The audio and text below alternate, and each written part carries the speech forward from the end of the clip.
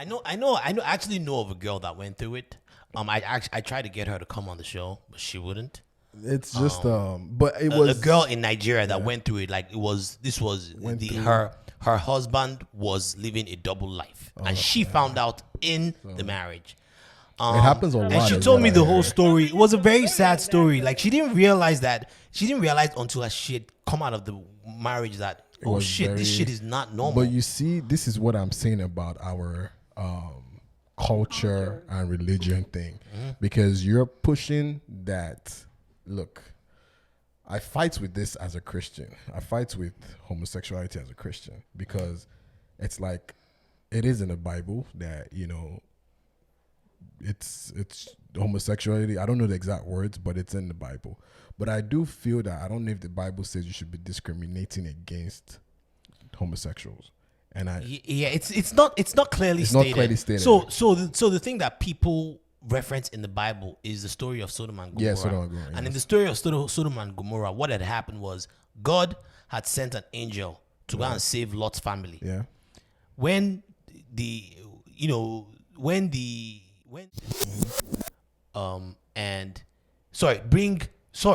remember. So there were angels that God tell that we don't really know the story. No, I know the story. I know the story. There were angels that God sent to Sodom and Gomorrah to go and protect Lot and his family. The angels got there. Of course, the angels showed up as human being form, right? And all the town people came to knock on their door that bring those guys out, want to rape them. That was what was said. I want to F them, whatever. Here's the thing, right? If you look at it in context, right? Because they wanted to rape them doesn't necessarily mean that they were gay. They were gay. So a lot of back then in that context, that was how like they used to do it for slaves, male slaves. They would rape them and they would dehumanize them. It was like a way to just make them. Bucking the buck. Yes. And it was a common thing. So he said that, right? They said that bring those guys out, want to rape them.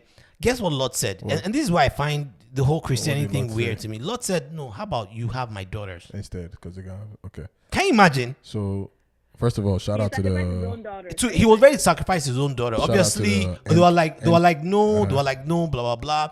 And eventually, Lot had to run out and get out of there. The angels pretty much fucked the whole town up and destroyed the whole town. So the lesson that people try to preach from that is that because they wanted to have male on male sex, God decided to destroy the whole town. You can extrapolate that, but that's not necessarily. I mean, but first of all, shout out to the NKV, which is the New Korean version of the Bible. But so there's a lot of things in the Bible that is left for interpretation, and people interpret it however they want to do it. Yes. But I don't see why. Someone being gay. The Bible also says, do unto others what you want others to do unto you. I think it says that, but I hear that a lot. And it's like, as a human being, would you want someone to treat you like shit because of your sexuality? I don't think so. So this is why I'm like, it's like, why do I have to treat you differently because you're gay? You're a human being, and you're a human being. But we preach about it in Nigerian Christianity that no, gays, no, and then Yoruba tradition too, and our cultures in Nigeria, none of them align with this too. So you know how I feel. You have men who are in their late 20s, early 30s, mid 30s, whatever, late 20s to 30s, and you're being pressured to, where's your wife, where's your children, where's your this thing. So what you do is you find a girl who fits this criteria of what they tell your wife is, but you're gay. Yeah. So you marry her, you get her pregnant to sell this facade. Some of them are bi though. Some are bi. But you sell this facade that I'm a straight, outstanding man in it, because the other, if you were not straight, they look down on you. But you're living a double life. Yeah. So it's now more important for you to please the people who practice your religion and culture. It could be Christianity, Islam, and you can be Muslim, Christian, Yoruba, Igbo, whatever, to please them. But meanwhile, you're living a double life.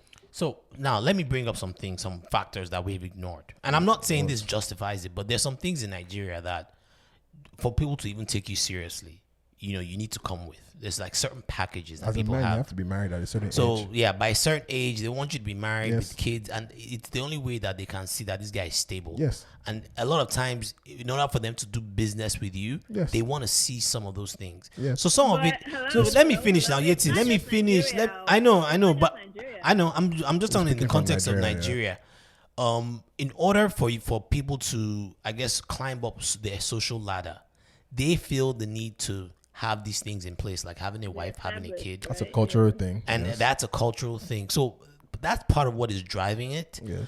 Now, in some cases, some of these guys are bi, and they figured, why not have Why not both? have both, yeah. I F my wife, give her kids, do the whole But then family you're not thing. open to your wife because you're marrying someone. And I think who's- that's the effed up part. False Is pretenses. Yes. yes, false that pretenses. is It's when still you a lie. facade. It's Yeah. when you put up that facade. And there's some cases that the wives actually know. No, yes, and some they're- cases and they're they okay look with the arrangement. But and then some of